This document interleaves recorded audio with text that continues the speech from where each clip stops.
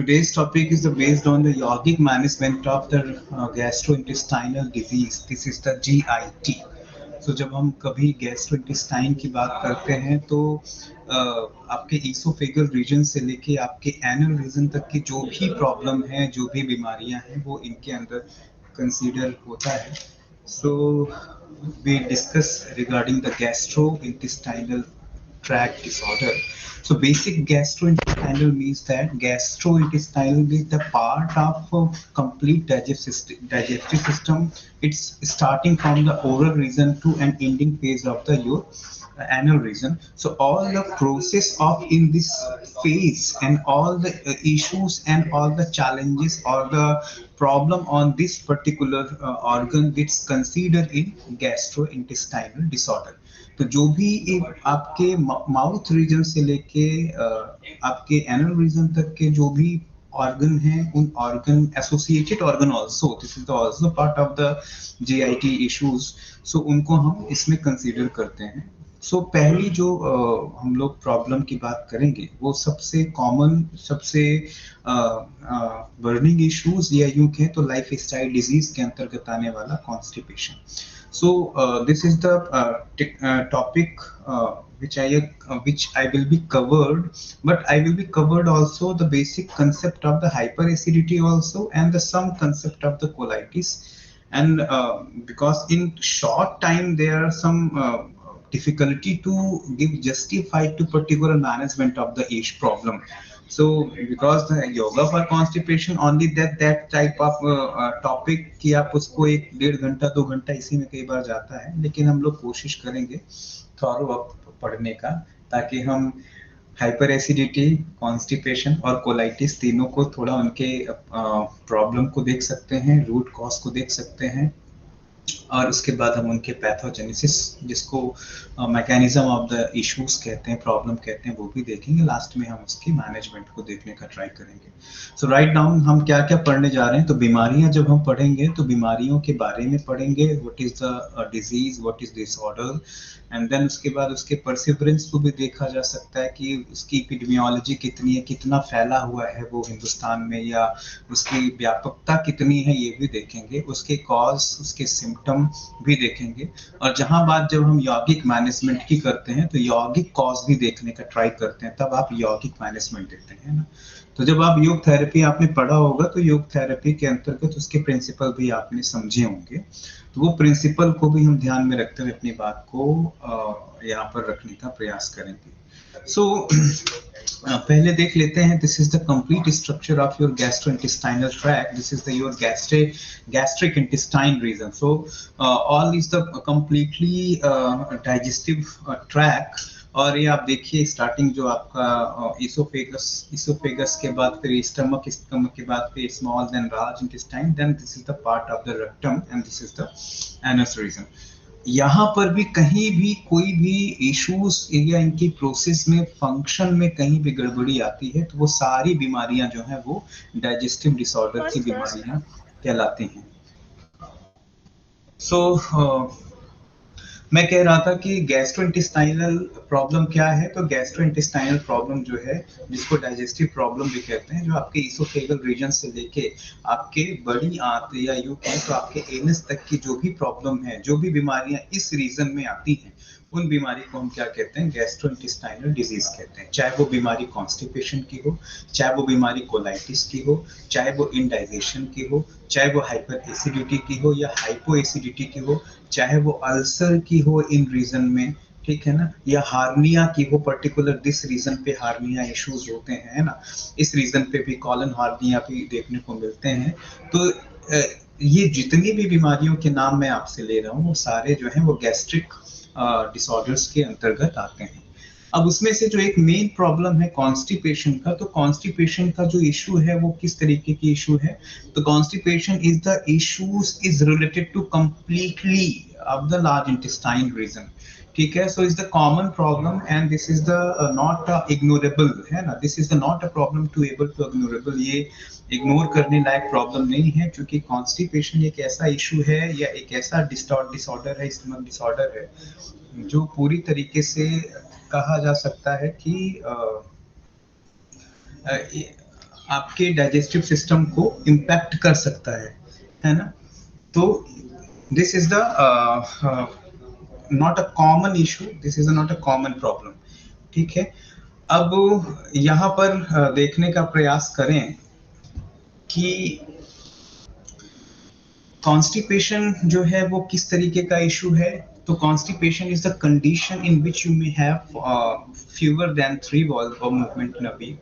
एक हफ्ते में यदि आपका बाउल मूवमेंट या यूं कहें तो आपका मोशन जो है वो इरिटेट होना शुरू हो जाए या डिस्ट्रैक्ट होना शुरू हो जाए, मोशन के दौरान आपका जो स्टूल है वो हार्ड है ना, वो ड्राई है, वो पूरी तरीके से लंपी रीजन पे है, चिकनापन है, तो वो सारी चीजें जो है वो किसके अंतर्गत आती हैं, तो वो आती हैं आपके, this is the symptom of the constipation.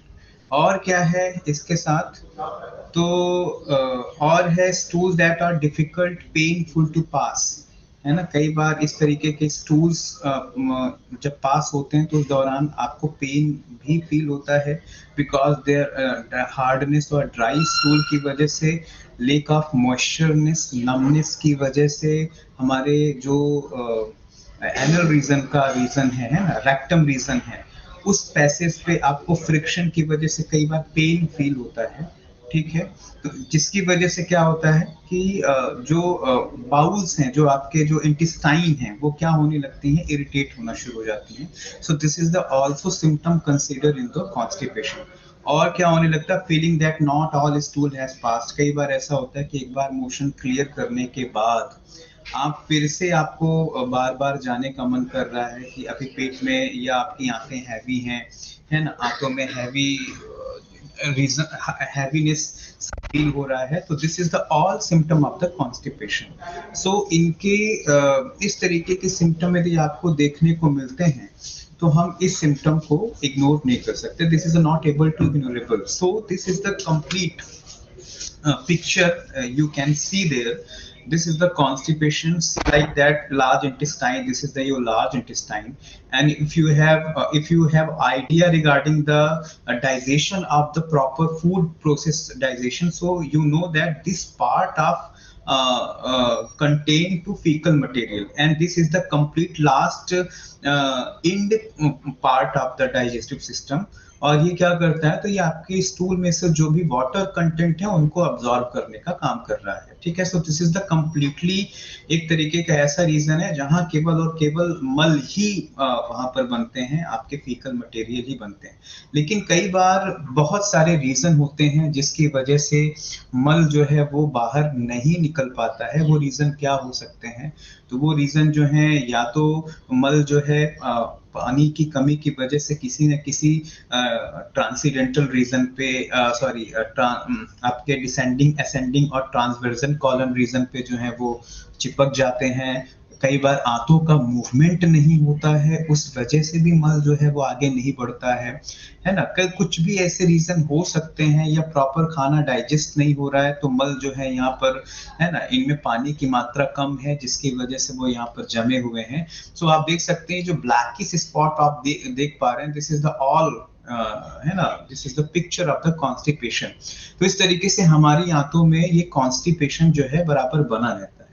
यदि देखा जाए तो ये कॉन्स्टिपेशन का जो इश्यूज है वो लगभग 99% लोगों में हमेशा बना रहता है। इसकी परसिवरेंस रेट बताया जा रहा है, परसिवरेंस की लगभग 99 लोगों में ये इश्यूज जो है ये प्रॉपर देखने को मिलते हैं, लाइक पासिंग फ्यूल देन। और अच्छा, दूसरा क्या है कि जब ये प्रॉब्लम देखने को मिलती है तो ये हर घर की कहानी है, फिर चाहे इसके ऊपर कोई टीवी सीरियल बने, या इसके ऊपर कोई जोक बने, या इसके ऊपर कोई मूवीज भी बने, तो उसमें कोई अंतर नहीं पड़ता, क्योंकि ये सारी चीजें जो है हमारी सोसाइटी में गहरे रूप में कॉमन फॉर्म में दिखती भी हैं, ठीक है। So this is the complete functional disease, इसको फंक्शनल डिजीज भी कहते हैं। क्या है इसके रेंज ऑफ सिम्टम की थोड़ी सी बात कर लेते हैं कि कॉन्स्टिपेशन में क्या क्या चीजें जो हैं वो सामने आती हैं। तो सबसे पहले बात करते हैं passing fever then 3 stool a week, है ना। कई बार ऐसा हो जाता है कि एक हफ्ते में, ठीक है ना, आप 3 टाइम जो है वो आपके स्टूल पास होने में इरिटेशन आपको महसूस होता है। कई बार स्टूल पास होता है तो वो हार्ड नेचर का होता है, चिकनाहट, लंपी नेचर का होता है, उस दौरान भी आपके पेट में या आंतों में इरिटेशन सा महसूस होता है।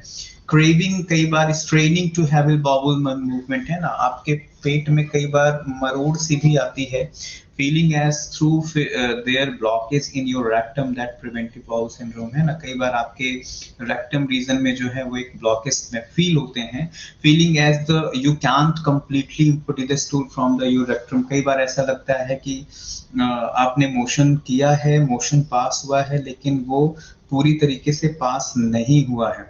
तो इस कंडीशन में कई बार कुछ लोग क्या करते हैं कि दे यूजिंग योर हैंड और द प्रेस योर एब्डोमेन, है ना, आप अपने हाथों से जो है या तो अपने पेट को दबाने का प्रयास करते हैं या तो अपने एनल रीजन को दबाने का प्रयास करते हैं ताकि मूवमेंट आसानी से बने और स्टूल या फीकल मटेरियल बाहर आए, ऐसे देखने को मिलते हैं। और क्या है, कॉन्स्टिपेशन में भी consider chronic if you have experience 2 और more than 3 symptom for the last 3 month. ऊपर लिखे जो भी सिम्टम यदि आप 3 महीने से या 4 महीने से आप फील कर रहे हैं और फेस कर रहे हैं और आप उस पर स्ट्रगल कर रहे हैं, तो आप कॉन्स्टिपेशन के दायरे में हैं, ऐसा मेडिकल साइंस भी कहती है। हमारे चूंकि मैं भी बघेलखंड विंध्य क्षेत्र रीजन से आता हूँ, आप बुंदेलखंड के कुछ लोग होंगे, कुछ विंध्य क्षेत्र के होंगे या कुछ मालवा रीजन के होंगे। हमारे घरों में एक कहावत होती है ना, आंत भारी तो माथ भारी। आंत मीन्स इंटेस्टाइन और माथ मीन्स हेड, ब्रेन। तो यदि आपका पेट यदि गड़बड़ है तो उसका इम्पैक्ट कहाँ है, आपके हेड रीजन पे है। Because one very famous book I have already read out that Pandit Sri Ram Sharma Acharya is written, this is the founder of the Gayatri Parivar. So he written there are 2 type of the brain. First brain is the your main brain and second brain is the your digestive system, your stomach. तो your stomach is the second brain. So क्यों बोला उन्होंने stomach को second brain, वो इसलिए भी बोला कि स्टमक रीजन जो है वो डाइजेशन है ना, हमारा जो डाइजेशन है उस डाइजेशन के दौरान कितना एनर्जी लगाना है, कहाँ कितना डिस्ट्रीब्यूट करना है, ये सारी चीजें जो हैं वो हमारा स्टमक जो है वो डिसाइड करता है। तो स्टमक के अंदर एक अलग ही इंटेलिजेंस कॉन्शियस है, वो एक अलग तरीके के इंटेलिजेंस जोन पे चलता है। So your stomach is also called a second brain, ठीक है। So it is the second brain. Now, so what is the problem of the your second brain? यदि आपका second brain ढंग से काम नहीं कर रहा है, और second brain काम करने का ना मतलब कि आपका पेट यदि ढंग से काम नहीं करता है, जो सबसे मेन लीड प्रॉब्लम से सफर कर रहा है जिसको कॉन्स्टिपेशन कहते हैं। तो यदि आपको कॉन्स्टिपेशन है तो कौन कौन से इश्यूज देखने को मिलते हैं, तो आप देखिए जितनी भी बीमारियों के नाम मैंने लिखे हैं यहाँ पर, वो सारी बीमारियां आपके ब्रेन रीजन की भी हैं, वो बीमारियां आपके मेटाबॉलिक रीजन की भी हैं, वो बीमारियां आपके मेंटल रीजन की भी हैं और गायनेकोलॉजिकल रीजन की भी हैं, ब्लड की भी हैं। मतलब आपका डाइजेस्टिव सिस्टम एक ऐसा सिस्टम है जहां जो कि ब्लड को भी ठीक करने का ट्राई करता है, ब्रेन को भी एनर्जी देने का काम करता है, आपके गायनेकोलॉजिकल सिस्टम को भी एनर्जी देने का काम करता है। So this is the completely relate to them. So what is the another risk or the disorders which is lead by the constipation? So there are some various type of the issues like attention, fatigue, irritability, short temper, allergy, indigestion, headache है ना, nausea है, मिकली आना है, depression है, obesity है, anxiety, insomnia. This list is so long, so I'm not going to this particular disease, what is that, what is just I'm trying to taking the name of the disease. Now when this is the symptom of the constipation, but when we talk about what is the cause of the chronic constipation, so there are the various type of the list. This is the list of the cause. So main cause, because constipation is also related to sedentary lifestyle. Constipation is also caused by the lifestyle disorder. So your lifestyle is unsystematic, your lifestyle is unhierarchy, so you may suffer from the constipation. यदि आपकी lifestyle ठीक नहीं है तो स्वाभाविक है इस तरीके की इश्यूज जो है वो देखने को मिलते हैं। सो क्या क्या रूट कॉज हो सकते हैं, तो कुछ रूट कॉज को उन्होंने सामने रखा हुआ है। पहला रूट कॉज हो सकता है कि the colon observe too much water और if the muscles in the colon are contracting slowly और poorly due to which the stool move too slowly and loss more water. यदि आपकी आंतें जो हैं वो ढंग से है ना, उनको प्रॉपर तरीके से ये कह सकते हैं कि वाटर कंटेंट नहीं हो पा रहा है, वो ड्राई हैं, उनका एक तरीके का जो मूवमेंट है राइट डाउन, उस मूवमेंट को कहते हैं पेरिस्टाल्टिक मूवमेंट। जब आपने डाइजेस्टिव सिस्टम पढ़ा होगा तो डाइजेस्टिव सिस्टम में ये जो आते हैं, इस आंतों में या जो भी पोली चीजें हैं हमारे जीआईटी मींस जो भी खोखली नलियां हैं, उन खोखली नली में एक तरीके का मूवमेंट होता है, उस मूवमेंट को क्या कहते हैं, पेरिस्टाल्टिक। तो पेरिस्टाल्टिक मूवमेंट जो है वो वात ओरिएंटेड है, मींस वो आपके मल को वो धीरे धीरे आगे खिसकाता है। तो ये पेरिस्टाल्टिक मूवमेंट तब बना रहता है जब आपकी आंतों की नमी बनी रहती है, आंतों में एक तरीके की मॉइस्चर या उसका स्मूथनेस बना रहता है, तब ये पेरिस्टाल्टिक मूवमेंट चालू रहता है। लेकिन कई बार ये जब आप खाना ऐसा खाते हैं कि उसमें वाटर कंटेंट कम होता है, या कई बार आप ऐसा खाना खाते हैं कि वो एक ड्राई नेचर का फूड हो सकता है, वो may be the food is like a fast food, oily food, spicy food, junk food, this all related food have no much water content, इनमें कोई बहुत ज्यादा वाटर कंटेंट नहीं होता। तो कई बार इस तरीके से देखने को मिलता है कि वो कॉलन में पेरिस्टाल्टिक मूवमेंट नहीं होता है, और ऑब्जर्व भी पानी भी है ना पूरी तरीके से वहां पर किसी वजह से ऑब्जर्व हो चुका होता है और आपके कॉलन ड्राई बना रहता है। तो एक ये भी इशू है।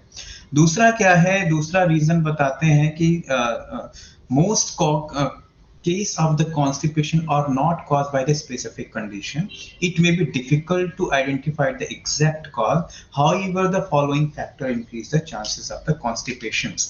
तो इनका ये कहना कि बहुत सारे अलग अलग फैक्टर हैं, है ना, जो आपको कॉन्स्टिपेशन के इश्यूज से दे सकते हैं। जैसे मोटिलिटी की बात करें कि आपकी यदि डाइट सही ना हो, कि कुछ लोगों को एक तरीके का कह सकते हैं कि some the problem like that कि उनको IBS इरिटेबल बाउल सिंड्रोम है ना, कहीं कुछ pelvic फ्लोर के डिसऑर्डर है, मैकेनिकल कॉज मींस कोई स्ट्रक्चर में प्रॉब्लम है ना, आपका सही तरीके से जो आते हैं वो कंप्रेशन मोड में नहीं जा पा रही हैं, मेटाबॉलिक डिसऑर्डर है, यदि बंदे को डायबिटीज है या उसको थायराइड है या किडनी का इशू है, तो जाके इस तरीके की प्रॉब्लम देखने को मिलती है।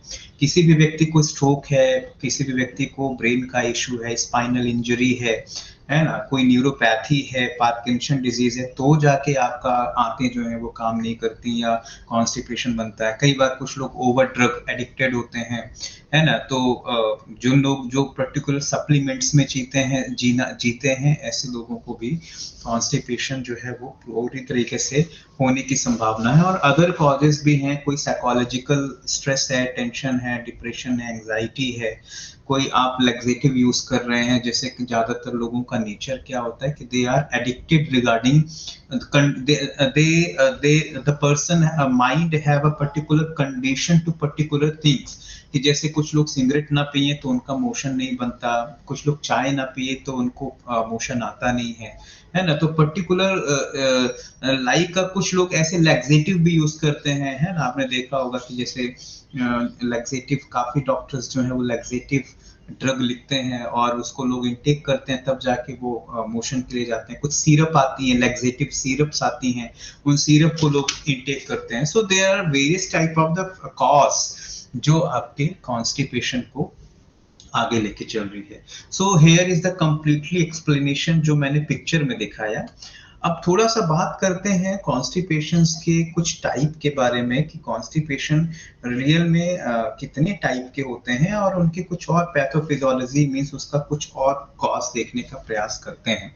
सो mainly there are two type of the constipation. तो पहला कॉन्स्टिपेशन जो है उसको प्राइमरी कॉन्स्टिपेशन कहते हैं, जो कि आपके पुअर डाइट और आपके एक्सरसाइज या यू कहें तो ड्यूरिंग वेनिंग, कुल मिला के लाइफ स्टाइल डिजीज कॉन्स्टिपेशन जैसा प्राइमरी कॉन्स्टिपेशन, जहां आपका लाइफ स्टाइल ठीक नहीं है, खाना सही नहीं है ना, आपका एक्सरसाइज नहीं है, आराम तलक जिंदगी है, शरीर में वर्जिश या व्यायाम की कमी है, ठीक है, तो इस दौरान कई बार आपको प्राइमरी कॉन्स्टिपेशन के दर्शन होते हैं। लेकिन कई बार जो है वो कुछ ऐसे कॉन्स्टिपेशन होते हैं जो सेकेंडरी होते हैं, जो किससे रिलेटेड है, this is the related to another thing like a medication, है ना, जो कोई और बीमारियों की वजह से वो होते हैं, तो उनको क्या कहते हैं, सेकेंडरी कॉन्स्टिपेशन। तो सिंपल है, प्राइमरी कॉन्स्टिपेशन किसके थ्रू हो रहा है, तो प्राइमरी कॉन्स्टिपेशन जो है वो सेडेंटरी लाइफ स्टाइल की वजह से हो रहा है, और सेकेंडरी कॉन्स्टिपेशन किसके थ्रू हो रहा है कि आपको पहले से ही शरीर में कोई बीमारी है, लाइक मेटाबॉलिक डिसऑर्डर है, डायबिटीज है, अस्थमा है, हाइपोथायरॉयडिज्म है, हाइपरटेंशन है, तो इस तरीके की जो बीमारियां हैं वो इसके अंतर्गत आती हैं, सेकेंडरी कॉन्स्टिपेशन के अंतर्गत, ठीक है। Now this is the Bristol to stool chart, आप देख सकते हैं ये एक तरीके का स्टूल चार्ट आपके सामने मैंने रखा हुआ है।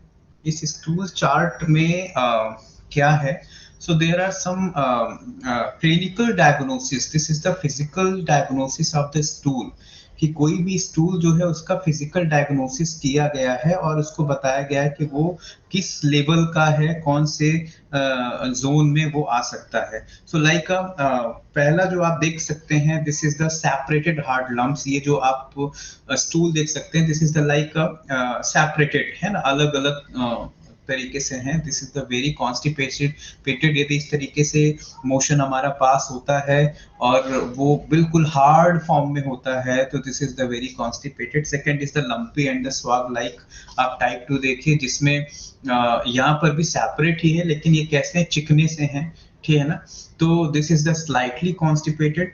आप 10 नंबर में पोजीशन पे आ जाइए, तो यहाँ क्या है, दिस इज द सेग जो शेप है ना, मतलब एक तरीके की, जिस तरीके से जानवर के लंप्स होते हैं, स्टूल्स होते हैं, लेकिन यहाँ पर भी लंपी रीजन है, लेकिन ये कुछ हद तक टाइप 2 से बेहतर है, but this is the normal. ये है, this is the type 4 like a smooth soft, है ना। तो ये जो टाइप 3 और टाइप 4 रीजन कुछ हद तक नॉर्मल रीजन में आता है। फिर जैसे आप नीचे वाले रीजन पे आएंगे, soft lobes with the clear cut, है ना, जैसे यहाँ पर देखें सॉफ्ट तो है, लेकिन ये कैसे होंगे, ये भी पूरी तरीके से सेपरेट फॉर्म में है। तो ये कहते हैं कि इस तरीके का स्टूल यदि आता है तो it is a lacking fibre, आपके खाने में फाइबर की कमी है, जिसकी वजह से ऐसा स्टूल आप पास करते हैं। टाइप 6 में आप देख सकते हैं, दिस इज द कंप्लीटली मशी रीजन, है ना, और ये जो कॉन्स्टिपेशन इसमें भी सेपरेट है, बट ये कैसे हैं, this is the soft consistency, और ये हल्के से एड्ज फॉर्म में होते हैं, जिसमें मैं कहते हैं कि ऐसा आपको आता है तो आपके अंदर कहीं ना कहीं आंतों में इन्फ्लामेशन है, आपकी आंतों में कोई ना कोई, है ना, जैसे कोलाइटिस के सिम्टम में देखने को मिलता है या जॉन्डिस के सिम्टम में देखने को मिलता है, इस तरीके से। और लास्ट में टाइप 7, तो ये पूरा लिक्विड कंसिस्टेंसी होता है, जिसको लूज मोशन कहते हैं, नो सॉलिड पीसेस, उसमें कोई सॉलिड पीस नहीं होता है, this is the completely inflammation. तो आपने देखा होगा कि खासकर लूज मोशंस के दौरान जब कई बार आंतों में इन्फ्लामेशन भी आ जाते हैं, तो इस तरीके का स्टूल जो है वो बनता है। तो ओवरऑल आप टाइप 3 और टाइप 4 ये जो स्टूल देख सकते हैं, this is the normal range, ठीक है, नॉर्मल रेंज, यहाँ पर कॉन्स्टिपेशन जो है नहीं होता है। लेकिन type 1, type 2, type 3, this is the also since type 1, type 2, this is the constipated stool chart, and type 5, type 6, type 7, this is the leading to abdomen issues, है ना।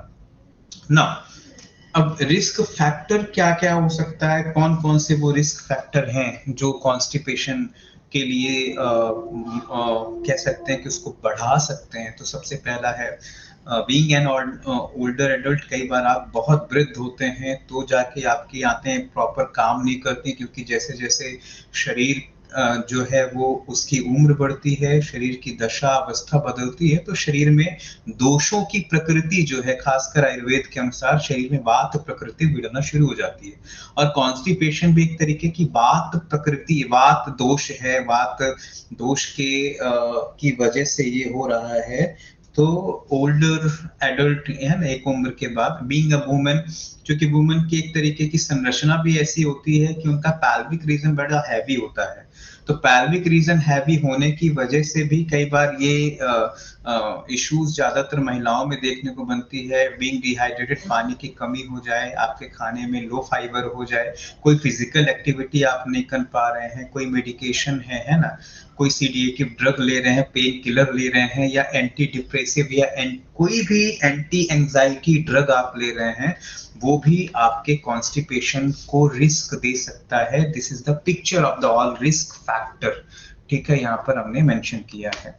नाउ दिस इज द यौगिक classification of the disease. सो ये जानना बहुत जरूरी है आप सभी के लिए, क्योंकि वी आर डूइंग यौगिक थेरेपी, यौगिक मैनेजमेंट या यौगिक एंड अल्टरनेटिव मैनेजमेंट। और भी जो मैनेजमेंट हमें दे सकते हैं कि इसमें नेचुरोपैथी कैसे काम आएगी, इसमें योग थेरेपी कैसे काम करेगी, या अनदर तरीके की जो भी और भी विकल्प की चिकित्साएं हैं, जो ड्रगलेस ट्रीटमेंट हैं, ड्रगलेस थेरेपी हैं, वो कैसे काम करेंगे, ये भी इसके अंतर्गत हम जानेंगे। लेकिन पहले हम जानते हैं यौगिक क्लासिफिकेशन। तो यौगिक क्लासिफिकेशन भी आप इसको कह सकते हैं the and also you called यौगिक pathogenesis. Right down, you also called यौगिक पैथोजेनेसिस, ठीक है। योग का जो कारण, यौगिक कारण जो है, पैथो मींस बीमारी, है ना, पैथोजन, पैथो वर्ड जहां भी आए तो इट्स रिलेटेड टू बीमारी, है ना। सो यौगिक पैथोजेनेसिस का मतलब होता है कि ये जो तकलीफ है उसका यौगिक रीजन क्या है। So this is the completely based on the force of upon and समान। तो जब कॉन्स्टिपेशन क्यों हो रहा है, अपान वायु जो आपकी है, अपान वायु का स्थान कहाँ है, आपके नाभि से नीचे। तो अपान वायु के गड़बड़ होने से कॉन्स्टिपेशन के इश्यू जो है वो देखने को बनते हैं। और यदि आप किसी भी तरीके से अपान वायु का मूवमेंट ठीक कर दें तो चीजें जो है वो परफेक्ट हो सकती हैं। तो अपान वायु के मूवमेंट कैसे ठीक किए जा सकते हैं, अपान वायु को कैसे व्यवस्थित किया जा सकता है। तो अपान वायु को ठीक किया जा सकता है with the practice of the cleansing, with the practice of the pranayama, with the practice of the some specific static and dynamic mode of the asana, some specific mudra and bandhas applications, and some alternative therapy also, like a naturopathy, like some pranic therapy also, कि जहां पर प्राण पर काम करते हैं। So this is the all alternative therapy जो आपके समान और अपान, ये दोनों प्राण को पूरी तरीके से स्टिमुलेट कर सकते हैं। सो यौगिक मैनेजमेंट जो है वो भी थोड़ा सा हम लोग इसको जानने का प्रयास करेंगे, क्या यौगिक मैनेजमेंट करें। तो कॉन्स्टिपेशन के लिए यौगिक मैनेजमेंट प्लस अल्टरनेट मैनेजमेंट दोनों देखने का प्रयास करेंगे। मैंने यहाँ पे अल्टरनेट को मेंशन तो नहीं किया है, लेकिन अल्टरनेट मैं बता देता हूँ तो आप उसको लिखते भी जाइएगा। तो सबसे पहले हम बात करते हैं क्लींजिंग की। सो क्लींजिंग जो है, जिनको कॉन्स्टिपेशन है तो उनको हफ्ते में कम से कम एक बार तो आप उनको जल नीति कराइए। जल नीति क्यों कराना है, जल नीति इसलिए भी कराना है कि मैंने आपसे पहले भी कहा कि जिन लोगों को इश्यूज हैं ब्रेन के, जिन लोगों को इश्यूज हैं न्यूरोलॉजी के, ऐसे लोग ब्रेन के प्राण को ठीक करने के लिए वो नीति का उपयोग करते हैं। दूसरा, नीति जो है वो आपके पर्टिकुलर सिंपैथेटिक और पैरासिम्पैथेटिक नर्वस सिस्टम दोनों को ही कंट्रोल करने का और हार्मोनी करने का प्रयास करती है, इसलिए नीति इसमें जरूर रखें। लघु शंख प्रक्षालन शुरुआत में, यदि बिगिनर है व्यक्ति, है ना, कॉन्स्टिपेशन का व्यक्ति आपके पास आया है, तो लघु शंख प्रक्षालन जो 8 से 10 ग्लास का होता है, उसकी प्रोसेस मैं आपसे यहाँ शेयर नहीं कर पाऊंगा क्योंकि समय कम है। लेकिन प्रयास करें कि जब कभी इसके सेशंस होते हैं तो संघ प्रक्षालन को और समझें आप लोग। पूर्ण संघ प्रक्षालन ट्वाइस इन अ मंथ, है ना, महीने में एक बार आप चाहें तो पूर्ण संघ प्रक्षालन करें, और 2 महीने में एक बार, और चाहे तो महीने में एक बार जो है वो लघु संघ प्रक्षालन आप कर सकते हैं। ठीक है, कपालभाति, अग्निसार, वमन क्रिया, गणेश क्रिया, this is the complete cleansing practice जो कि आप कॉन्स्टिपेशन के पेशेंट को दे सकते हैं। इसी में रही बात, जब क्लिनजिंग की कर रहे हैं तो जब नेचुरोपैथी के बारे में थोड़ा सा बात करते हैं। Naturopathy is the different therapeutical system of therapy, है ना। तो मैं उसको सीधे योग से तो नहीं कनेक्ट करूंगा, कनेक्ट किया जा सकता है, but we are trying to its make to alternate, है ना। तो हम उसको अल्टरनेट में रखते हैं, क्योंकि सारी पैथी को कॉकटेल नहीं कर, मिलाइए नहीं, है ना। आप अब इसको योग से भी मिला देंगे, बोलेंगे साहब नेचुरोपैथी में भी जो और प्रैक्टिस है ये योग से रिलेटेड है, तो रिलेटेड तो सब कुछ हो जाता है। लेकिन हर एक थेरेपी की अपनी एक लिमिटेशंस है, हर एक थेरेपी का अपना एक प्रिंसिपल है, हर एक थेरेपी का अपना एक स्ट्रक्चर है जिस पर वो काम करती है। तो उसको बने रहने देते हैं, क्योंकि सारी थेरेपियों की एक मर्यादाएं हैं। तो यदि आपको देना ही है तो आप नेचुरोपैथी को नेचुरोपैथी के तरीके से देंगे, है ना। आप यौगिक प्रैक्टिसेस कराइए, यौगिक प्रैक्टिसेस कराने के बाद फिर आप उनको नेचुरोपैथी के ट्रीटमेंट दीजिए, फिर आप आयुर्वेद के ट्रीटमेंट दे सकते हैं। This call a polytherapy, poly treatment आप दिया जा सकता है ना। ऐसा कुछ भी नहीं है, क्योंकि आज के समय में वैसे भी जितने भी चिकित्सा के क्षेत्र में काम करने वाले चिकित्सक हैं, थेरेपिस्ट हैं, वो मल्टीपल थेरेपी यूज कर रहे हैं। और if you go through, if you want to know the model of the polyclinic, so just try to Google Dev Sanskriti Vishwavidyalaya and go through the polytherapy department. So polytherapy department have a different type of the therapy for the disease management of the disease, like a yagya therapy, music therapy, physiotherapy, ayurveda, naturopathy, pranic healing, acupressure, है ना, reiki. This is the all type of the alternative therapy, it's called a polytherapy also. So you can use, but in this situation just try to learn. एक बार आप देखिए, क्योंकि प्रयोग जो है वो हम उसको नहीं सीख सकते हैं, तो उसको एक बार यहाँ पर बस सुन लीजिए, है ना। नाउ आसन, कौन कौन से आसन करा सकते हैं, तो 25 मिनट का सेगमेंट जो है वो आसन के साथ दीजिए। जैसे आगे झुक के करने वाले आसन, पीछे झुक के करने वाले आसन, लेट के ट्विस्ट करने वाले, जो भी आपकी आंतों में एक तरीके का पेरिस्टाल्टिक मूवमेंट देते हैं, ऐसे सारे आसन आप करिए, ऐसे सारे। तो जैसे हलासन, धनुरासन, पवन मुक्तासन, अर्धमत्स्येंद्रासन, बद्ध कोणासन, Bhujangasana, वज्रासना। If you go through the classical Hatha yogic text, means Gheranda संहिता और the हठ प्रदीपिका, so यदि आप ये दो टेक्स्ट केवल देखते हैं तो हठ प्रदीपिका के 15 आसन भी काफी हैं, काफी हैं। क्योंकि जरूरी नहीं, आज के समय में तो लोग बड़े ढेर सारे वेरिएशंस लेके आ रहे हैं आसन में, और ठीक है, समय के साथ बहुत सारी चीजें जरूरी भी हैं, लेके आया जा सकता है। लेकिन आप शास्त्रों के साथ भी जुड़े रहें, उनकी भी टेक्निक्स और उनकी प्रैक्टिसेस को भी साथ में रख सकते हैं। प्राणायाम और ब्रीदिंग प्रैक्टिस जो है, ये भी 10 से 15 मिनट की ब्रीदिंग प्रैक्टिस और प्राणायाम दिलवा सकते हैं। खासकर इस रीजन में थोरेसिक एब्डोमिनल ब्रीदिंग दे सकते हैं, है ना। यौगिक ब्रीदिंग भी दी जा सकती है। नाड़ी शोधन प्राणायाम, उज्जाई प्राणायाम, ये प्रॉपर इस तरीके से दिए जा सकते हैं कि ये आपके ब्रेन बूस्टिंग प्रैक्टिस है। This is the brain boosting breathing technique, तो ये दिए जा सकते हैं। भ्रामरी प्राणायाम, इफ कॉज ऑफ, मैंने आपसे पहले भी कहा कि constipation is also the cause of constipation is related to also the your brain, your mental issues. So for the healing of the mental health, for healing of the brain issues, the Brahmari, Ujjayi, this is the best type of the pranayam. So try to do after asana to pranayam. Now mudra bandha, so there are all mudra and bandha, like a mool bandha, jalandhar bandha, udyan bandha, and you can do mahabandha also. Tadagi मुद्रा, योग मुद्रा, विपरीत करणी मुद्रा. So you can give advice, but try to, when you giving this type of the mudra, don't do that, don't ask, don't say to कि just do yourself. जब therapy में हम patient को थेरेपी देते हैं, तो हमारा जिम्मेदारी बनती है कि हम पेशेंट को हेल्थी पर्सन की तरीके से नहीं ट्रीट करें, तो हमें प्रॉपर सपोर्ट देते हुए उनको कराना पड़ता है कई बार। तो कई बार ये सारी प्रैक्टिसेस आपको हाथ लगाकर या उनके कंसर्न लेकर, उनकी परमिशन लेके आपको कई बार कराना पड़ेगा। रिलैक्सेशन टेक्निक्स जो हैं वो योग निद्रा है ना, शवासन जो है वो टेक्निक आप यूज कर सकते हैं। इंस्टेंट रिलैक्सेशन थेरेपी भी अभी बहुत पॉपुलर हो रही हैं, एस व्यासा की जैसे SRT, है ना। MSRT, SRT, IRT, instant relaxation therapy कहते हैं, IRT, ठीक है। तो ये भी करा सकते हैं। धारणा जो है, दिस इज द उदराकाश धारणा, this dharana technique I already given the book by Swami Niranjanananda Saraswati, Dharana Darshan, धारणा ध्यान दर्शन। तो धारणा ध्यान दर्शन में इस तरीके की धारणा जो है वो देखने को मिलती है। मेडिटेशन जो है वो सोहम है, गायत्री जप है, विपश्यना है, इस तरीके के ध्यान का प्रयोग जो है वो यहाँ पर आप कर सकते हैं। साथ ही साथ सोशल हाइजीन और इंडिविजुअल हाइजीन, यम और नियम, ये बहुत ज़रूरी हैं, क्योंकि बिना इनके आप योग की प्रैक्टिसेस को आगे प्रमोट नहीं कर सकते या आगे जी नहीं सकते। बिना इनके योग की प्रैक्टिसेस मैकेनिकल है ना। तो yama and niyama, this is all the completely inner practice to heal of your psyche reason.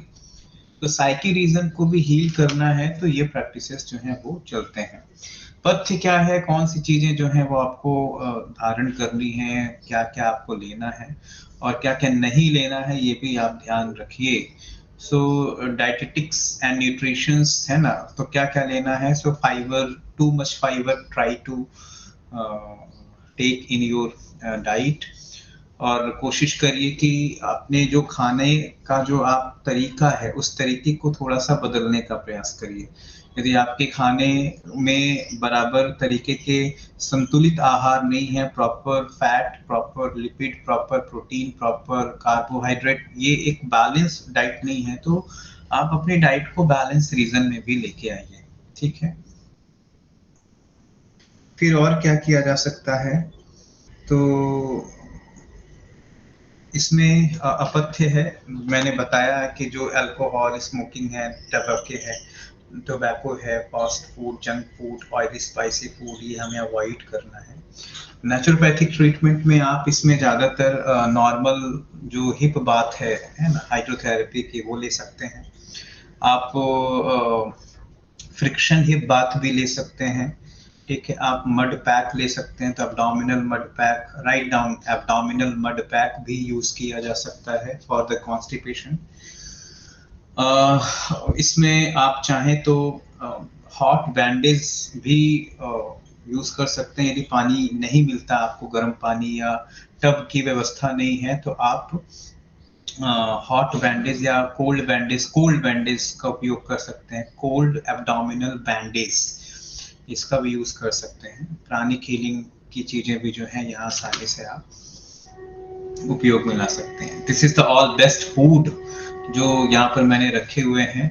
सो इनको भी आप चाहें तो अपने फूड में जो है वो कंसीडर कर सकते हैं। अपने किचन को कितना अच्छे से आप उनको एक तरीके से मेडिसिन हाउस बना सकते हैं, this is depend on you. So this is the overall the concept of the alternative and yogic management of the constipation. So I've already discussed regarding the what is the constipation, what is the cause of constipation, what is the symptom of the constipation. फिर हम लोगों ने एक तरीके से chart देखा, जिस chart को ब्रिस्टल चार्ट हमने कहा, वो ब्रिस्टल चार्ट देखा, फिर रिस्क फैक्टर देखा, फिर यॉगिक क्लासिफिकेशन, देन यॉगिक मैनेजमेंट और अल्टरनेटिव मैनेजमेंट हमने देखा। ये कम समय में एक्चुअली, क्योंकि यहाँ पर हर एक प्रैक्टिस का कॉज, मैं जब पढ़ाता हूँ तो ज़्यादातर मेरे मास्टर्स के स्टूडेंट्स को मैं बहुत डिटेल में पढ़ाता हूँ। एक बीमारी ही केवल देखने में काफ़ी समय जाता है, तो एक बीमारी को ही हम लोग बहुत डिटेल में पढ़ाते हैं, उनके कॉज को डिटेल में पढ़ाते हैं। तो आई होप कि अभी आप इतना ही यहाँ पर देखें, आपके लिए कॉन्स्टिपेशन क्या है, कॉज क्या है, उसका सिम्टम क्या है, उसका यॉगिक मैनेजमेंट क्या है, ये जानना जरूरी होता है। ये आपने देख लिया। अभी एक और बीमारी है, और शायद फिर उसके बाद मैं अगली बीमारी तो पता नहीं, क्योंकि समय भी कम है, तो मैं 2 बीमारियों के इंट्रोडक्शन एक साथ दूंगा, और इंट्रोडक्शन देने के बाद फिर एक साथ उनके मैनेजमेंट देखेंगे। सो हाइपर एसिडिटी और कोलाइटिस है ना, ये 2 बीमारियां हैं आपकी। तो हाइपर एसिडिटी और कोलाइटिस की बात हम लोग करते हैं यहाँ पर, ठीक है। सो हाइपर एसिडिटी पहले देख लेते हैं, ये दिख रहा होगा सभी को। हाइपर एसिडिटी दिख रहा है सभी को? Yes sir. यस। सो हाइपर एसिडिटी की बात करते हैं हम लोग, तो हाइपर एसिडिटी है क्या, इसके बारे में थोड़ा सा जानने का प्रयास करते हैं।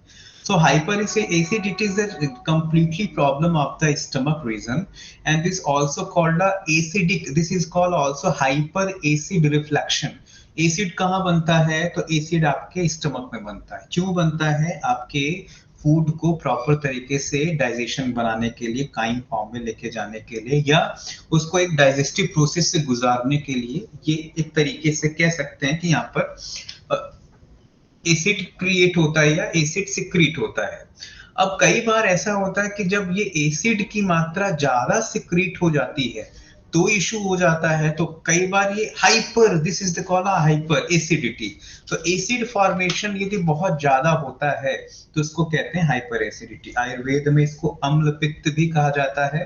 तो अम्ल पित्त का क्या मतलब होता है कि जब आपका पित्त जो है वो पूरी तरीके से ज्यादा बढ़ जाता है, इसको आयुर्वेद में अम्ल पित्त कहा कहते हैं। अम्ल पित्त जो है, दिस इज द प्रॉब्लम जिसमें कई बार इस आपका जो स्टमक है वो अपसेट हो जाता है और आपका जो एसिड सिक्रीशन है वो इम्बैलेंस हो जाता है।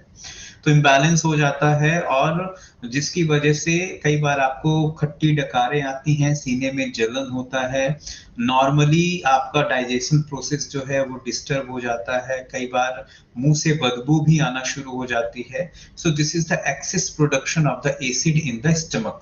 सो यदि एक्सेस प्रोडक्शन हो रहा है एसिड का आपके स्टमक में तो उसको क्या कहते हैं? एसिडिटी कहते हैं। ठीक है। हाइपर एसिडिटी को कई जगह मेडिकल भाषा में क्या कहते हैं? डाइपेप्सिया कहते हैं। पेप्सिया मींस पेप्सिक, पेप्सिन। सो पेप्सिन जो है वो कई बार जब ज्यादा सिक्रीट होता है, इट्स कॉल्ड एसिड डाइसपेप्सिया। तो एसिड डिस्पेप्सिया कहते हैं उसको, dyspepsia, which is one of the most common problem. So hyper acidity medical condition in which stomach secrete a lot of acid. कई बार ऐसी रीजन आपके स्टमक में हो जाती है, वो कॉज कुछ भी हो सकता है, उसको हम देखते हैं कि कौन सा कॉज है। तो सिंपल एक लाइन में यदि आपसे कोई कहे what is the acidity, so acidity means the secretes a lot of acid by stomach, it's called a acidity. In Sanskrit और इन आयुर्वेद इट्स कॉल्ड अम्ल पित्त, इसको अम्ल पित्त भी कहा जाता है। अब आप यहाँ देखिए, this is a normal healthy structure of the stomach. ये एक नॉर्मल, देखिए कि जैसे फूड पार्टिकल अंदर है, तो आप देख सकते हैं कि जो फूड पार्टिकल अंदर है इसमें ये क्या है? सो ये this is the particular your acid region. अब एसिड रीजन जो है ये आपके स्फिंक्टर बंद होने के बाद ये अंदर ही रहता है और अंदर ही प्रोसेस चल रहा होता है। लेकिन कई बार ऐसा होता है कि जब एसिड की मात्रा ज्यादा सिक्रीट होने लगती है तो आपका ये जो स्फिंक्टर है ये खुल जाता है और एसिड जो है वो कहाँ जाता है? आपके स्मॉल आपके इसोफेगल रीजन में चला जाता है, जिसकी वजह से आपको जलन सी होने लगती है आपके सीने में। ठीक है। तो इसका कॉज क्या है? इसका कॉज बहुत कुछ हो सकता है। अनहेल्दी फूड हो सकता है ना, आपका फूड की क्वांटिटी हो सकती है जो अनहाइजीनिक हो सकती है, या क्वांटिटी बहुत ज्यादा हो सकती है, मेडिकेशन हो सकता है, मेटाबॉलिक डिसऑर्डर हो सकता है, काफी चीजें जो है इसमें कॉज हो सकती हैं। तो एसिडिटी क्या है? This simply mean an increase level of acid in the stomach, and the stomach secrete hydrochloric acid, a digestive juice that break down the food particle into their smallest form, the indigestion.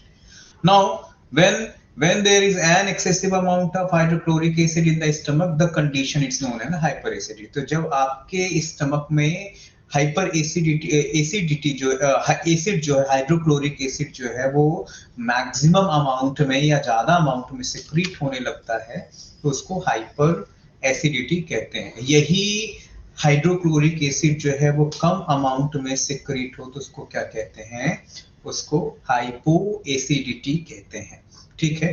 तो कई बार वो hypo acidity के अंतर्गत आता है, जिसकी वजह से अग्निमांद जैसी रोग हो जाते हैं, इंडाइजेशन जैसे रोग देखने को मिलते हैं। Now what is the cause of hyper acidity? First of all called diet. तो डाइट कैसा? तो स्पाइसी फूड, आप समोसा, बर्गर, पिज्जा, है ना, एक्सेसिव चिली, बहुत ज्यादा तीखी चीजें खाते हैं, है ना, ज्यादातर तला हुआ, भुना हुआ, रोस्टेड बहुत खा रहे हैं तो कई बार जो है वो एसिड की मात्रा जो है वो पूरी तरीके से सिक्रीट हो सकती है। कई बार जब आप बासी खाना खाते हैं या फर्मेंटेड फूड ज्यादा खा लेते हैं तो भी फर्मेंटेशन की वजह से फर्मेंट फूड आपके बॉडी के अंदर गया है, जिसकी वजह से स्टमक को ज्यादा एसिड को सिक्रीट करना पड़ता है, तो कई बार तो भी इस तरीके की इश्यूज देखने को मिलती हैं। ऑयली फूड आप खा रहे हैं, फास्ट फूड खा रहे हैं, बहुत तला हुआ, खट्टा, पिकल, अचार ये सब खा रहे हैं, टी कॉफी आप ले रहे हैं, एक्सेसिव इंटेक कर रहे हैं, ठीक है, आप पानी की मात्रा बहुत कम है, या ड्राई फूड जो है वो आप बहुत कह सकते हैं कि कम मात्रा में फाइब्रस यूज कर रहे हैं, है ना, इरेगुलर मील है, कभी भी कुछ भी खा रहे हैं, है ना, सुबह भी खा रहे हैं, फिर 2 घंटे बाद फिर खा रहे हैं, फिर आधे घंटे बाद खा रहे हैं, फिर खाए जा रहे हैं, ठीक है, तो इस इरेगुलर मील की वजह से भी जो है ये भी एसिड फॉर्मेट होता है।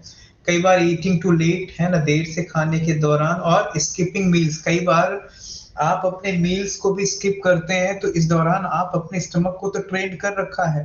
अब फॉर एग्जांपल आप ज्यादा भूखे भी रह रहे हैं, तो भूखे रहने पे भी आपके स्टमक से जो एक तरीके का एसिड सिक्रीशन है वो भी आपके स्टमक को प्रभावित कर सकता है, ठीक है। तो आहार जो है एक मोस्ट इंपॉर्टेंट कॉज है।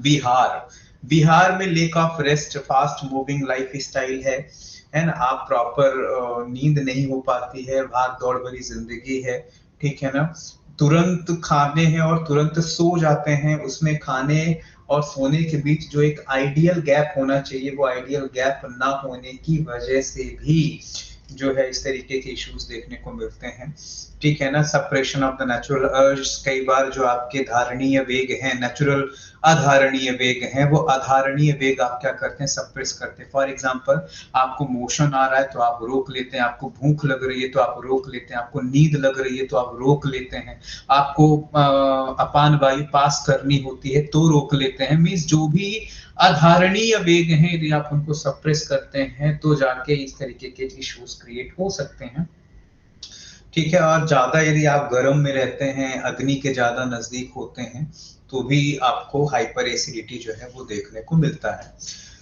साथ ही साथ क्या है, स्ट्रेसफुल लाइफ स्टाइल है, यदि आपकी लाइफ स्टाइल पूर्ण रूप से स्ट्रेसफुल है, तनाव में आपका जॉब है, प्रोफेशन है, वर्किंग कल्चर है, रिलेशंस हैं, तो स्ट्रेसफुल रिलेशंस हैं, टॉक्सिक रिलेशनशिप में हैं आप, तो भी वो भी आपके अंदर एक तरीके का फिजिकल डिजीज क्रिएट कर सकती है। आपकी एंजाइटी भी आपका हाइपरटेंशन का कारण हो सकती है, आपका anger, fear, jealousy, this is the also part of your hyper acidity.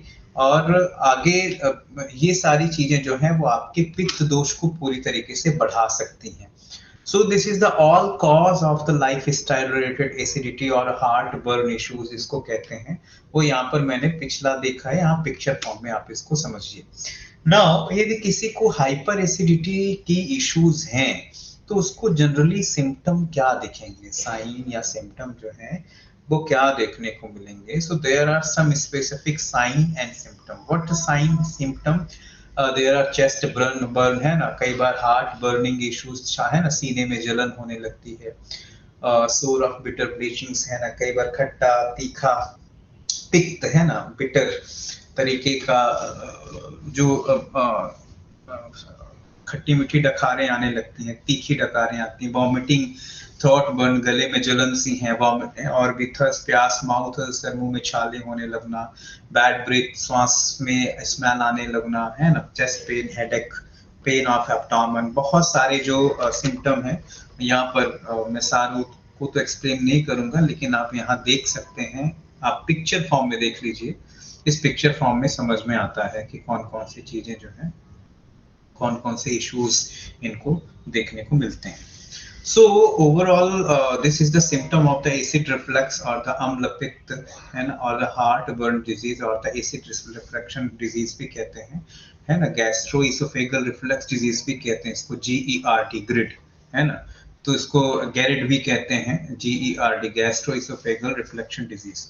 तो टेस्ट में चेंजेस आते हैं, है ना, आपके माउथ में अल्सर होने लगते हैं, स्लाइवा की कमी होने लगती है, हार्ट बर्न होता है ना, ब्लॉटिंग्स होती हैं, गैस्ट्रिक इश्यूज होते हैं, स्टमक नॉइजेस होते हैं ना, बार बार गुड़गुड़ाहट की आवाज आने लगती है। तो this is the all related to symptom of the hyper acidity. Now prevention कैसे करना है इसका, कैसे प्रिवेंट करें, तो मैंने अब कुछ स्टार्टिंग में शेयर करना रहा कि yoga is the preventive medicine also, preventive therapy also. So yoga therapy या अल्टरनेटिव थेरेपी जो है उनको प्रिवेंटिव थेरेपी भी कहते हैं, ड्रगलेस थेरेपी भी कहते हैं। तो प्रिवेंटिव थेरेपी क्यों, क्योंकि ये बीमारियों को अब ज्यादा, है ना, पनपने नहीं देती हैं, उनको प्रमोट नहीं होने देती हैं, या उनको आगे के फेज में जाने नहीं देती हैं, इसलिए प्रिवेंटिव मोड की हैं कि आप अपनी लाइफ स्टाइल पहले ही ठीक कर लीजिए, बीमारियां प्रिवेंटिव जोन में आकर धीरे धीरे ठीक होना शुरू हो जाती हैं।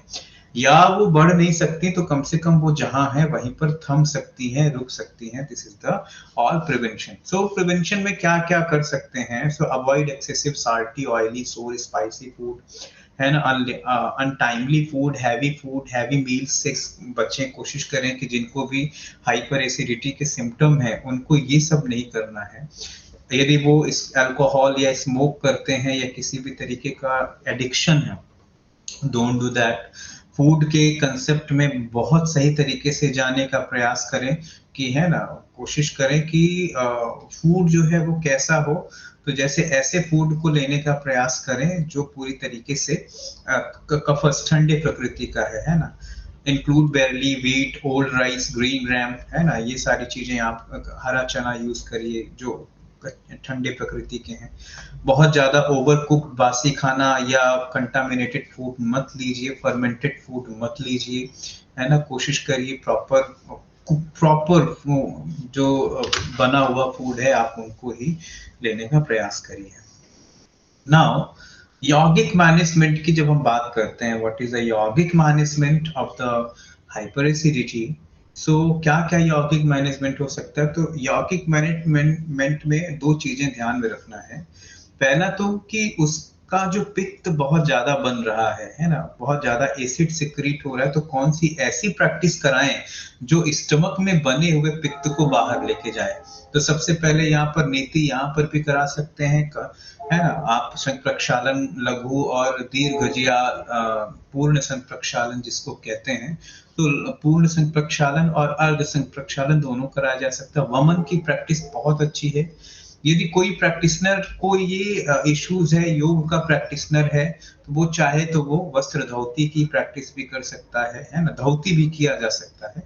लेकिन मैंने यहाँ धोती इसलिए नहीं लिखा है ताकि, क्योंकि ज्यादातर हम थेरेपी उन लोगों की करते हैं जो पेशेंट होते हैं और वो बिगिनर कंडीशन में होते हैं, बड़ी मुश्किल से उनका फेथ आपके साथ हो रहा है। कई बार कई बिगिनर होते हैं, लेकिन आप उनको सीधे कह दो चलो वस्त्र धोती से आपका ठीक करेंगे, तो वो डर बना रहता है उनके अंदर, एक तरीके का फियर उनके जहन में होता है। सो उनको हम नहीं करा सकते हैं, तो उनके अकॉर्डिंग हमने वमन यहाँ पर मेंशन किया हुआ है।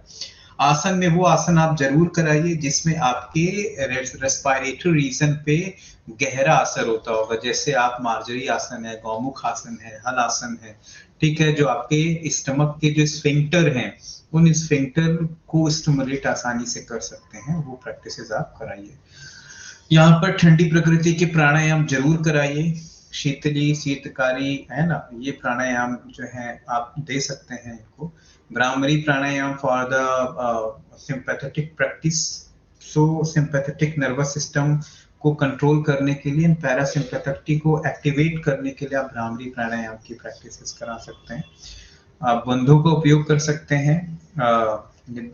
रिलैक्सेशन टेक्निक भी आप योग निद्रा शवासन का यूज करिए। ये भी प्रॉब्लम कहाँ की है? तो ये भी प्रॉब्लम आपके नाभि रीजन की है। समान वायु के को ठीक करने के लिए उदराकाश धारणा का भी ध्यान करना होता है। So there are 3 type of the akash. Write down 3 type of akash when you go through the book of dharana dhyan दर्शन। तो धारणा ध्यान दर्शन में आपको इस तरीके की धारणा मिलेंगे। तो 3 टाइप कौन कौन सा है? पहला उदराकाश, उदर का मतलब होता है एब्डोमेन। दूसरा हृदयाकाश, हृदय का मतलब होता है heart. And third one is the chidakasha. So there are three type of the dharana. This dharana technique invented by Bihar School of Yoga. So वहाँ की टेक्निक है ये उदराकाश, हृदयाकाश और चिदाकाश। पेट की समस्याओं के लिए उदराकाश धारणा, हृदय से संबंधित समस्याओं के लिए हृदयाकाश धारणा, और आपके मस्तिष्क से संबंधित समस्याओं को ठीक करने के लिए चिदाकाश धारणा। तो इस तरीके से ये धारणा है। मेडिटेशन आप देख सकते हैं, ये मेडिटेशन सोहम गायत्री जप भी किया जा सकता है। गायत्री जप यदि आपको करना है तो यहाँ गायत्री जप का असर जो है वो आप मानसिक गायत्री जप कर सकते हैं। विपश्यना है, सविता ध्यान है। एक्चुअली एक चीज मैं आप सभी से शेयर करना चाहता हूँ कि मंत्रों का जो एक शरीर पर प्रभाव है, this is the physiology of the mantra. So what is the physiology of mantra in particular system? तो आप पाएंगे कि मंत्रों के गहरे अभ्यास हैं, उसका गहरा मतलब है और उसका गहरा प्रभाव है। तो जो भी मंत्रों का अभ्यास करते हैं और मंत्रों की प्रैक्टिस देते हैं, तो उन मंत्रों से भी समस्याओं का समाधान संभव है। ज्यादातर हठ योग में जब आप बात करते हैं, टेक्स्ट में आते हैं, तो हठ योग के ग्रंथों में खासकर आप हठ प्रदीपिका की बात कर लें या आप हठ रत्नावली की बात कर लें या हठ तत्व कौमुदी की बात कर लें, सारे ग्रंथ जो हैं वो मंत्र योग को एक्सेप्ट करते हैं। तो मंत्र योग को एक्सेप्ट करने का मतलब है कि you can treat yourself with the application of the cosmic sound. आप साउंड से ही मिलके बने हैं, हम ध्वनि से ही मिलके बने हैं। तो हम ध्वनि से मिलके बने हैं, उसी कंपन से मिलके बने हैं, है ना। हमारे शरीर में हर जगह वाइब्रेशन है। तो हमारे स्पर्म में और महिला के ओवम में भी वाइब्रेशन है। जब महिला का ओवम और पुरुष का स्पर्म ये मिलते भी इसलिए क्योंकि इनमें वाइब्रेशंस हैं, इनमें जान है, इसमें चेतना है ना। They are come related to sounds, ध्वनि से रिलेटेड है ना। सो ध्वनि से रिलेटेड है, नाद से रिलेटेड है। सो मंत्रों का भी उपयोग माइंड की ट्रीटमेंट के लिए किया जा सकता है। डू डोंट्स की बात करें, पथ्य और अपथ्य की बात करें, तो दिस इज द पथ्य एंड अपथ्य। तो मैंने शुरू में कहा था कि आपको ठंडे प्रकृति का फूड लेना, this is the already light food, coconut water, है ना। सो लाइट फूड मतलब हल्का सुपाच्य भोजन आपको लेना जो इजिली डाइजेस्टेबल हो। जैसे मूंग की दाल है, इडली है ना, इजिली डाइजेस्टेबल है। आप चावल यूज कर सकते हैं, ओल्ड राइस यूज कर सकते हैं, है ना। आप जो आसानी से सुपाच्य भोजन हो सकते हैं, सब्जियां हैं, फल हैं, जिनको आप बहुत सही तरीके से देख सकते हैं। देखिए आप पंपकिन है, बिटर गार्ड है ना, आप इनको देख सकते हैं। लीफली वेजिटेबल्स की बात आती है, ड्राई ग्रैप्स हैं, ब्लैक ग्रैप्स हैं, स्वीट लाइम है, ये सारे जो हैं आप देख सकते हैं स्क्रीन पे, ये वो हैं जो आपके एसिडिटी को पूरी तरीके से कम कर सकते हैं, है ना। तो इनका उपयोग जो है वो देखने को मिलता है। आगे अपथ्य क्या है, क्या नहीं लेना है। सो मैंने शुरू में बताया कि जो फूड या जो भी डाइट आपके एसिड रिफ्लेक्शन को बढ़ा दे, चाहे वो डाइट आप खा कर ले रहे हैं, सुन कर ले रहे हो, देख कर ले रहे हो, वो कोई भी डाइट नहीं लेना है। इवन यहाँ इंद्रियों की प्रत्याहार भी बहुत जरूरी है। अपथ्य में प्रत्याहार भी जरूरी है। राइट डाउन, अपथ्य में प्रत्याहार, आंखों से वो नहीं देखना है जो आपके मन की एसिडिटी बढ़ा दें, माइंड में हाइपर एक्टिविटी लेके आ जाए, है ना। और कई बार माइंड में क्या, क्योंकि माइंड में भी एक्टिविटी बढ़ेगी तो वो बॉडी की एक्टिविटी बढ़ा देंगे। This follow by chemical reactions, है ना।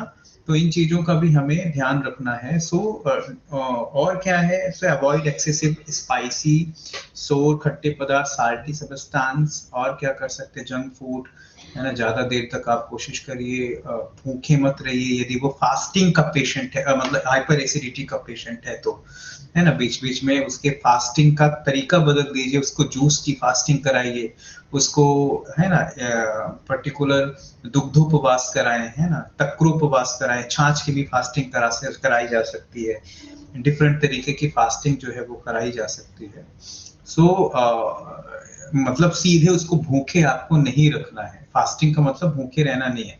Fasting is not a starving, fasting is the meaning of fasting is the appropriate application of the diet to maintain your health, it's called a fast.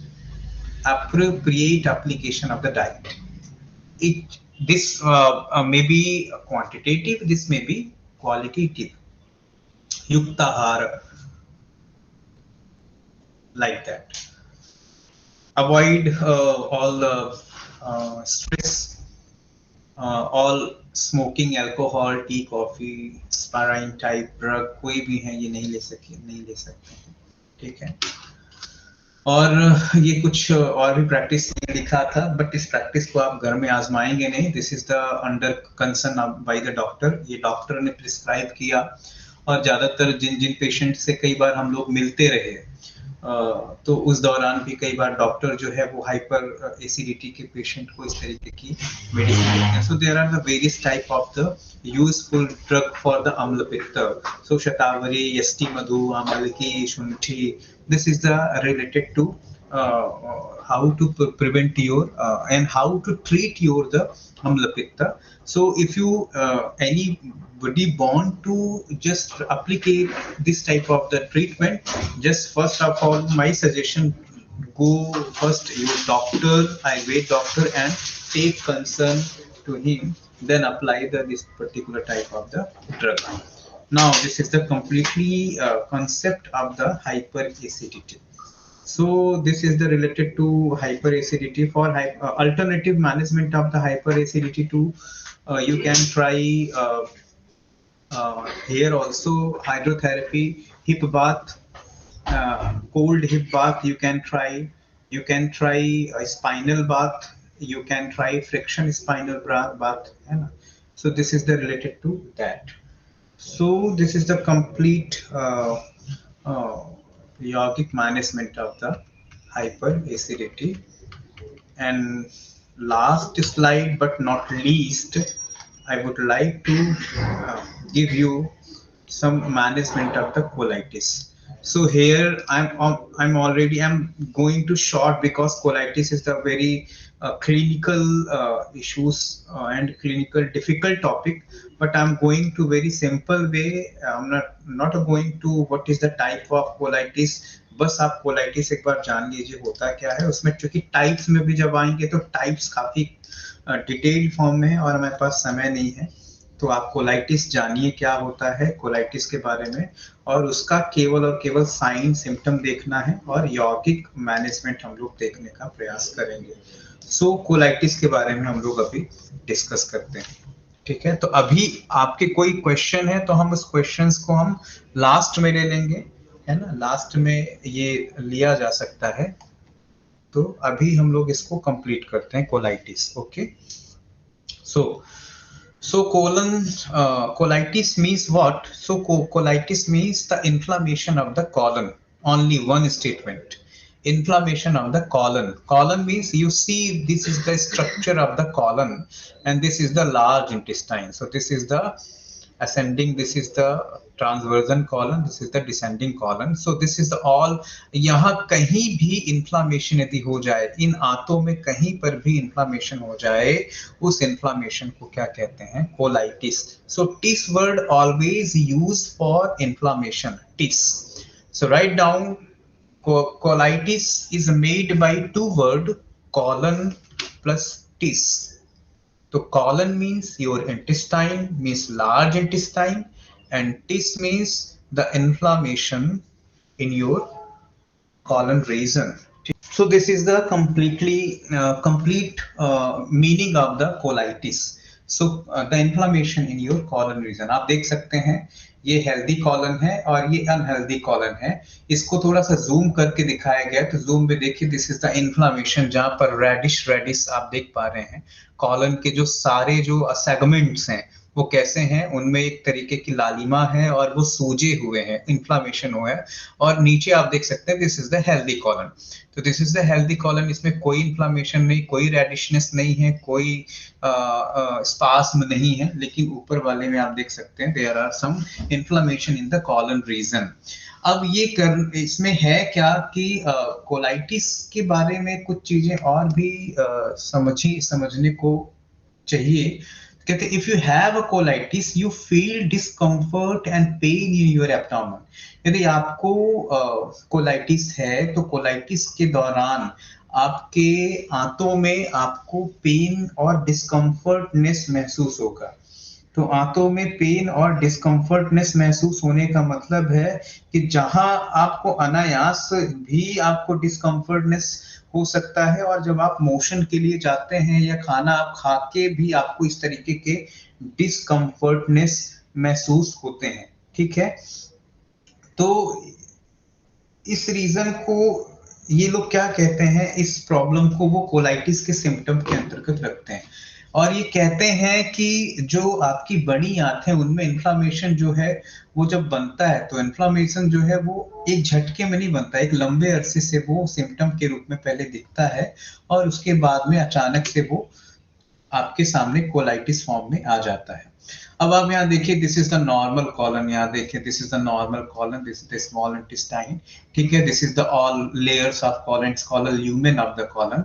और इसी lumen colon में आप देखिए कि किस तरीके से एक तरीके से रेडिशनेस है, इन्फ्लामेशन है, स्पाज्म है और कंटिन्यूअस इन्फ्लामेशन यहाँ पर बना हुआ, जिसकी वजह से यहाँ का मूवमेंट बिगड़ गया है, यहाँ का फंक्शन बिगड़ गया है और आपका जो वॉल है उसमें प्रॉपर तरीके से अब्जॉर्प्शन की प्रोसेस भी नहीं हो पाती है, जिसकी वजह से वो रेडिश मूवमेंट में आ जाता है।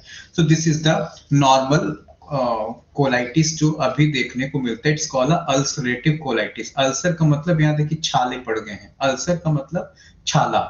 तो यहाँ पर आपकी आंतों में ये जो एक सिम्टम दिख रहा है, this is the ulcerative colitis. अब हम केवल इतना ही जानेंगे यहाँ पर और उसके साइन और सिम्टम को समझने का प्रयास करेंगे कि जो अल्सरेटिव कोलाइटिस है वो क्या है ना। तो अल्सरेटिव कोलाइटिस के सिम्टम पहले जानने का प्रयास करेंगे, क्योंकि बहुत सारे टाइप हैं, आपको उन टाइप में जाना नहीं है। ठीक है, तो पहला सिम्टम हम लोग देखते हैं कि यदि किसी को अल्सरेटिव कोलाइटिस होता है तो उन कोलाइटिस के दौरान क्या क्या होता है, बॉडी में क्या क्या चेंजेस आते हैं। ठीक है, सो एब्डोमिनल पेन और क्रैम्पिंग, आपके अचानक से एब्डोमिनल पेन होने लगता है, वो मचोड़ने लगता है, ब्लॉटिंग्स है ना, गुड़गुड़ी आना या गैस बनने लगता है, अनएक्सपेक्टेड वेट लॉस, अचानक से बंदे का वेट लॉस होना शुरू हो जाता है, डायरिया विदाउट ब्लड है ना, विथ एंड विदाउट ब्लड। कई बार आपके इट्स कॉल्ड हीमोचूरिया ऑल्सो, आपके मोशन में खून आने लगता है या कई बार खून नहीं भी आता है लेकिन डायरिया की स्थिति बन जाती है, लूज मोशन की स्थिति बन जाती है। Urgent need to move your bowels, कई बार आप है ना, कई बार आपके जो बाउल्स हैं तो इस तरीके की स्थिति में आ जाते हैं कि उनको अर्जेंट नीड टू, उनको मूवमेंट देने की स्थिति बन जाती है। चिल और फीवर है ना, कई बार ठंड और बुखार वाले सिम्टम लगते हैं और वॉमिटिंग भी आने लगती है। रिस्क फैक्टर क्या है, तो रिस्क फैक्टर जो है ज्यादातर जो अल्सरेटिव कोलाइटिस है वो किन लोगों में देखने को मिलता है, तो 15 से 30 के बीच में भी देखने को मिलता है और 60 से 80 लोगों में देखने को मिलता है। 15 से 30 लोगों में क्यों, क्योंकि ये जो एज है इस एज ग्रुप में ज्यादातर डाइटरी मैनिपुलेशन बहुत होता है, क्योंकि ये टीनेज लोग होते हैं, ये यंग एज होते हैं, इनके खाने पीने में कोई बहुत ज्यादा कंट्रोल नहीं है, इनके लाइफ स्टाइल में बहुत ज्यादा हार्मोनी नहीं है, जिसकी वजह से ऐसे सिम्टम दिखते हैं। और 60 to 80 में क्यों होते हैं, क्योंकि ऐसी एज में ज्यादातर जो हमारी आंतें हैं, ज्यादातर जो हमारा जो लार्ज इंटेस्टाइन है वो लार्ज इंटेस्टाइन थोड़ा सा वीक होने लगता है और ऐसी स्थिति में डीजेनरेशन ज्यादा होता है। तो उस कंडीशन में भी उनकी आंतें कमजोर होती हैं और इस तरीके के इम्पैक्ट देखने को मिल जाते हैं। ठीक है, so what is the here alternative, क्या है अल्टरनेटिव, कौन कौन से अल्टरनेटिव। और दूसरा मैंने आपको बताया कि जब खासकर क्रॉनिक अल्सर हो किसी को है ना, कोलाइटिस हो, तो डोंट डू एनीथिंग, कुछ भी हम कराते नहीं है विदाउट डॉक्टर प्रिस्क्रिप्शन, डॉक्टर के कंसर्न पे बिल्कुल हाथ नहीं लगाते। और वैसे भी मेरा आप सभी को कंसर्न है कि जब भी आप योग थेरेपी किसी को देते हैं तो योग थेरेपी देने के दौरान आप उनके डॉक्टर से भी बात करें, because you are not a doctor, आप डॉक्टर नहीं हैं, आपको शरीर की प्रॉपर एनाटॉमी और फिजियोलॉजी जो है वो आपको पता नहीं होती है। We are all no systematic system, हम लोग केवल और केवल सिस्टम पढ़ लेते हैं कि this is the circulatory system, this is the skeleton system, this is the muscular system, but we can't do therapy because हमें रीजनल थेरेपी एनाटॉमी हमें पता ही नहीं होती है, कहाँ पर कौन सी जो बीमारियां हैं, उस बीमारी के दौरान जो चेंजेस आ रहे हैं उस दौरान हमें उस रीजनल एनाटॉमी का पता नहीं होता है, तो हमें ये भी जानना बहुत जरूरी होता है। सो आपको इस तरीके के केस आते हैं तो first of all you take the case, but try to do and try to counselling them कि आपके डॉक्टर से भी हम मिलें, या आपके डॉक्टर से भी आप ये जो मैं दे रहा हूँ प्रिस्क्रिप्शन एक बार आप उनको भी दिखा के फिर उसके बाद आप उसको वर्क में लेके आए या प्रैक्टिस मोड में लेके आए। This is the most important instructions which I give to you now. What is the yogic management of the colitis? So नीति एंड वमन भी आप क्रॉनिक कोलाइटिस होगा तो नहीं करा सकते, because when you do the vamana the diaphragmatic negative pressure is going so elevate, तो कई बार हम नहीं कराते हैं। आसन तो यहाँ पर बिल्कुल नहीं करा सकते हैं, सूक्ष्म व्यायाम कराइए या रिलैक्सेटिव पोस्चर कराइए, जैसे शवासन कराइए, है ना, आप उनको शशक आसन करा सकते हैं, आप उनको चाहे तो लेट के बाल आसन कराइए, विष्णु आसन कराइए, बट आप उनको कल्चरल पोज नहीं कराएंगे, कोई भी ऐसे आसन आप उनको नहीं कराएंगे जिसमें शरीर की ऊर्जा ज्यादा से ज्यादा लगती हो, हमको ये भी ध्यान में रखना है, ठीक है। और क्या कर सकते हैं, तो और हम इसमें और चीजों का ध्यान रखना है। प्राणायाम जो है ठंडी नेचर के प्राणायाम तो कराइए, लेकिन मिक्स नेचर के प्राणायाम दोनों करा सकते हैं। सो नाड़ी शोधन प्राणायाम और अनुलोम विलोम जिसको आप कहते हैं, दिस द बेस्ट प्राणायाम। यौगिक ब्रीदिंग भी करा सकते हैं, भ्रामरी प्राणायाम भी किया जा सकता है, उदराकाश धारणा किया जा सकता है। मुद्रा और बंद की बात करें तो आप उनको मूल बंद कराइए, जालंधर कराइए, बट डोंट टेक उद्यान में कई बार एडवांस उद्यान आप मत कराइए, ठीक है। उसके बाद आप सोहम साधना गायत्री, जब ये तो मेडिटेशन की टेक्निक्स तो आप चाहें तो उनको लेटा के बिठा के किसी भी स्थिति में आप आसानी से करा सकते हैं। दूसरा, सोशल हाइजीन की प्रैक्टिस के बारे में मैंने बोला ही कि वो जरूर है, यम और नियम की प्रैक्टिस जो है वो करना ही है। डाइटरी गाइडलाइन जो है this is the most important, और ये कई बार हर जगह जो है वो लागू होता है, ठीक है। तो कोशिश करें कि यदि बंदा नॉन वेजिटेरियन है, बंदा ऐसी जगह रह रहा है जहाँ वो फिश बराबर ले रहा है, अंडे बराबर ले रहा है, योक ले रहा है, सोडा ले रहा है, कॉफी ले रहा है, रेड मीट ले रहा है, डेयरी प्रोडक्ट ले रहा है, तो डोंट डू दैट, है ना। डेयरी प्रोडक्ट भी इसमें कई बार हम मना करते हैं, क्योंकि डेयरी प्रोडक्ट जो है वो हाईली प्रोटीनियस है, और हाईली प्रोटीनियस चीजें जब हम खाते हैं तो सबसे ज्यादा जो वर्क है आपके आंतों को करना होता है, खासकर छोटी आंतों को, ठीक है। और छोटी आंतों के साथ साथ आपकी किडनी को भी ज्यादा काम करना होता है। यदि आपकी आंतें कमजोर हैं तो आप डेयरी प्रोडक्ट का यूज नहीं करेंगे, आप पनीर, चीज, है ना, जो उसमें बहुत ज्यादा प्रोटीन है, उन चीजों का भी यूज आप नहीं कर सकते हैं, है ना। यदि आपको करना ही है तो आप चाहें तो आप छाछ यूज कर सकते हैं, आप इसमें पानी की मात्रा बढ़ाकर उन छाछों का यूज कर सकते हैं, लेकिन कोशिश करें अवॉइड द डेयरी प्रोडक्ट। कोशिश ये भी करें कि ज्यादा से ज्यादा प्लांट फूड को सबस्टांस बना के रखें, प्लांट फूड के साथ रहें, है ना। और जो डाइट है वो आपकी बैलेंस तरीके से पूरी तरीके से बनी रहे। यदि spicy, fast food, junk food इस तरीके की डाइट आप लेते हैं तो स्वाभाविक है उसका रिजल्ट जो है वो काफी पेनफुल हो सकता है। सो डोंट डू दैट, ये भी ध्यान में रख सकते हैं। ना पथ्य तो मैंने बता ही दिया, ऊपर लिखा ही हुआ था पीछे, दिस इज द पथ्य, कंप्लीटली पथ्य, और ये अपथ्य जो है वो हमने यहाँ पर देखा।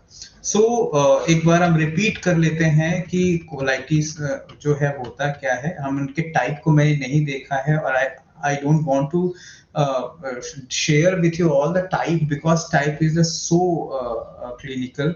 और जब ये हम कई बार पढ़ाते हैं तो ये बहुत टाइम टेकिंग लेक्चर है, आपको महज हम आधे घंटे में पढ़ा रहे हैं, तो इसमें केवल और केवल आप कोलाइटिस जानिए, आप उनके सिम्टम जान लीजिए और सिम्टम के साथ साथ आप उनके मैनेजमेंट जान लीजिए। ठीक है, तो this is the all symptoms, ठीक है, जो देखने को मिलता है और उसके बाद आप उसका मैनेजमेंट जानिए। ठीक है, सो ये आज का टॉपिक था जो हमने यहाँ पर कवर करने की कोशिश की है।